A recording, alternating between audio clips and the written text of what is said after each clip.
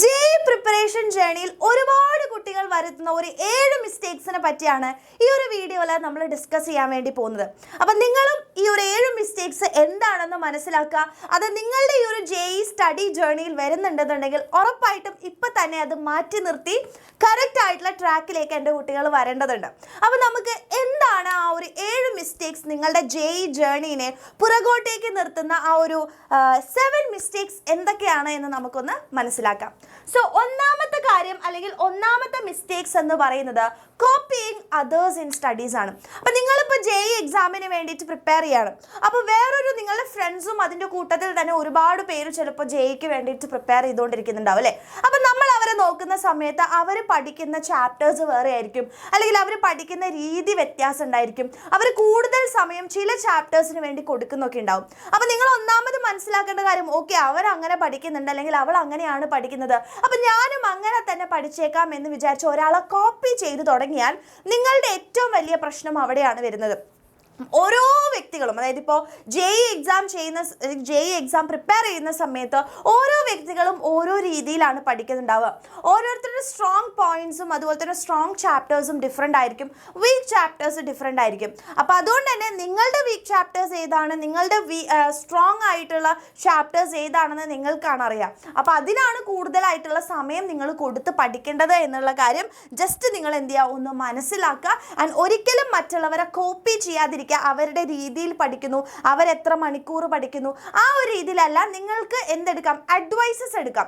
എങ്ങനെ പഠിക്കണം, എങ്ങനെയാണ് മുമ്പോട്ടേക്ക് പോകാൻ പറ്റുക എന്നുള്ളത് നിങ്ങൾക്ക് അഡ്വൈസ് ഉപയോഗിക്കാം. ഉറപ്പായിട്ടും അതൊക്കെ നമ്മളുടെ ഈ ഒരു ജേർണിയിൽ ആവശ്യമുള്ള ഒരു കാര്യം തന്നെയാണ്. പക്ഷേ ഡോണ്ട് കോപ്പി അതേഴ്സ്. ഓക്കെ, അതാണ് ഫസ്റ്റ് ഉണ്ടാക്കുന്ന മിസ്റ്റേക്ക് എന്ന് പറയുന്നത്. അത് നിങ്ങൾ ചെയ്യുന്നുണ്ടെങ്കിൽ ഇപ്പം തന്നെ സ്റ്റോപ്പ് ചെയ്യാം. ആൻഡ് രണ്ടാമത്തെ കാര്യം എന്ന് പറയുന്നത് using too many book resources. അതായത് നമുക്കറിയാം ഇപ്പോൾ ജെഇക്ക് തന്നെ ഒരുപാട് ബുക്ക് റിസോഴ്സസ് ഉണ്ട്. ഇപ്പോൾ ഫിസിക്സ് പഠിക്കാനാണെങ്കിലും there are lots of books that you can buy outside അല്ലേ. നിങ്ങൾക്ക് പുറത്തുനിന്ന് ഒരുപാട് ബുക്സ് കിട്ടും. അപ്പോൾ അതെല്ലാം നിങ്ങൾ പഠിക്കാൻ വേണ്ടിയിട്ട് ഒരേ ടോപ്പിക്സിന് ഡിഫറെൻറ്റ് റിസോഴ്സസ് യൂസ് ചെയ്യുകയാണെങ്കിൽ അത് നിങ്ങളുടെ ജേർണീനെ എന്ത് ചെയ്യുള്ളൂ, ബാക്കൗട്ടേക്ക് കൊണ്ടുപോവുകയേ ചെയ്യുള്ളൂ. അപ്പോൾ നിങ്ങളിപ്പോൾ ഒരു ബെസ്റ്റ് ആയിട്ടുള്ള ബുക്ക് ചൂസ് ചെയ്യുകയാണെങ്കിൽ ത്രൂ ഔട്ട് ദ ജേർണി ആ ഒരു ബുക്ക് യൂസ് ചെയ്തിട്ട് പഠിക്കുക. എക്സ്ട്രാ ക്വസ്റ്റ്യൻസ് ചെയ്യാൻ മാത്രം നിങ്ങൾ വേറെ വല്ല ബുക്സും യൂസ് ചെയ്യുക. കാരണം ഓരോ ബുക്സും ഡിഫറെൻ്റ് ആയിട്ടുള്ള രീതിയിലും അപ്രോച്ചും ആയിരിക്കും ഓരോ ടോപ്പിക്സിനും കൊടുക്കുന്നുണ്ടാവുക. സോ നിങ്ങൾ മിക്സപ്പ് ആയിട്ട് പഠിച്ചു കഴിഞ്ഞാൽ, അല്ലെങ്കിൽ ഒരുപാട് റിസോഴ്സസ് പഠിച്ചു കഴിഞ്ഞാൽ അതിൽ നിങ്ങൾക്ക് കംപ്ലീറ്റ് ആയിട്ട് ഓരോ ടോപ്പിക്സും തീർക്കാനും പറ്റില്ല, നിങ്ങൾ പുറകോട്ടേക്ക് പോവുകയാണ് ചെയ്യുള്ളൂ. അതൊന്ന് നിങ്ങൾ മനസ്സിലാക്കുക. ആൻഡ് അടുത്ത ഒരു കാര്യം എന്ന് പറയുന്നത് ഇഗ്നോറിങ് ദ വീക്കർ സബ്ജക്റ്റ്. ഒരുപാട് കുട്ടികൾ ചെയ്യുന്ന ഒരു കാര്യമാണ്. അതായത് നിങ്ങൾക്ക് ചിലപ്പോൾ ഏതെങ്കിലും സബ്ജക്റ്റ് വളരെ വീക്കായിട്ടുണ്ടെങ്കിൽ അതിനെ അങ്ങോട്ട് മാറ്റി വെക്കും. അതെനിക്ക് വീക്കായിട്ടുള്ളതാണ്, സോ എന്നെ കൊണ്ട് ഇത് പഠിക്കാൻ വേണ്ടി പറ്റില്ല എന്ന് പറഞ്ഞ് മാറ്റി വെക്കും. നോ, അതല്ല നമ്മൾ ചെയ്യേണ്ടത്. വീക്കർ സബ്ജക്റ്റിനെയാണ് നമ്മൾ ആദ്യം എടുത്ത് പഠിക്കേണ്ടത്. അപ്പം അതിനെ സ്ട്രോങ് ആക്കി മാറ്റുക എന്നുള്ളത് നമ്മുടെ റെസ്പോൺസിബിലിറ്റി ആണ്. പ്രത്യേകിച്ച് ഈ ഒരു ജെഇ ജേർണിയിൽ ഈക്വൽ പ്രിഫറൻസ് ആണ്. ഇത് 25-25-25 ആണ് 3 സബ്ജക്റ്റിനും, ഫിസിക്സിനും കെമിസ്ട്രിക്കും ബയോളജി എന്ന് പറയുന്നത് മാത്സിനും.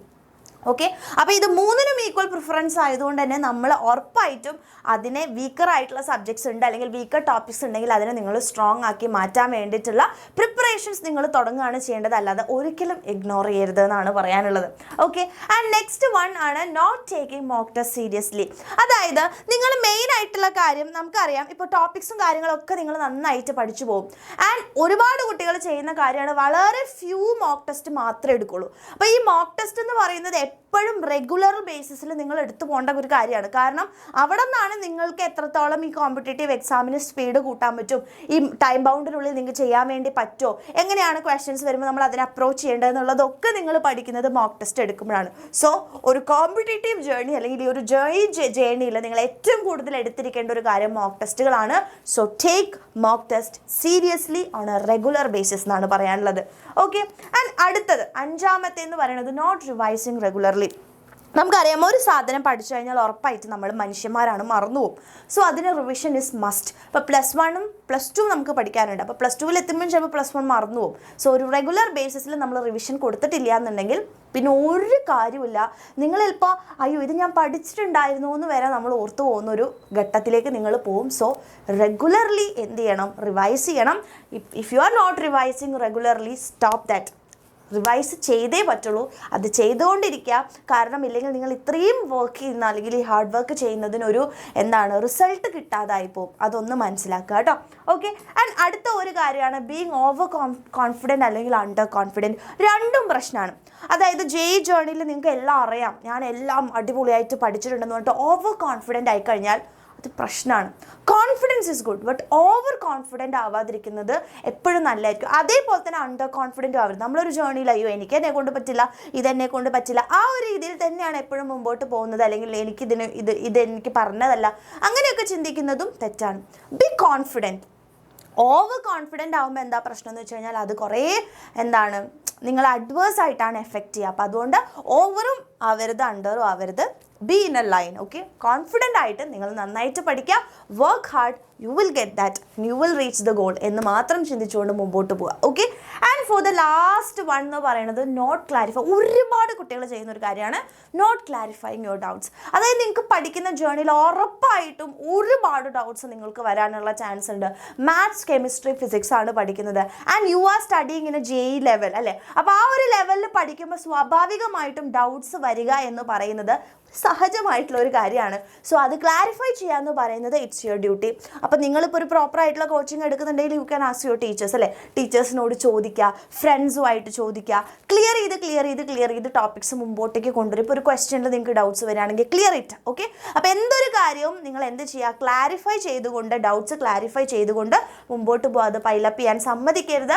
അതിനിങ്ങനെ ഇട്ടിട്ട് പിന്നീട് അത് നമുക്ക് നല്ല പണി തരും, മുട്ടൻ പണി തരും എന്നാണ് പറയാനുള്ളത്.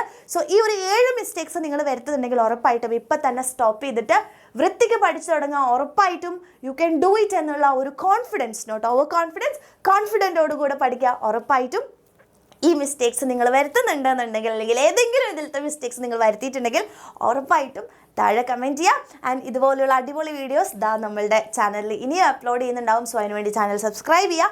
അതേപോലെ തന്നെ ഫ്രണ്ട്സിന് എല്ലാവർക്കും ഈ ഒരു ചാനൽ നിങ്ങൾ എന്ത് ചെയ്ത് കൊടുക്കുക, ഷെയർ കൂടെ ചെയ്ത് കൊടുക്കുക. ഓക്കെ മക്കളി, താങ്ക് യു.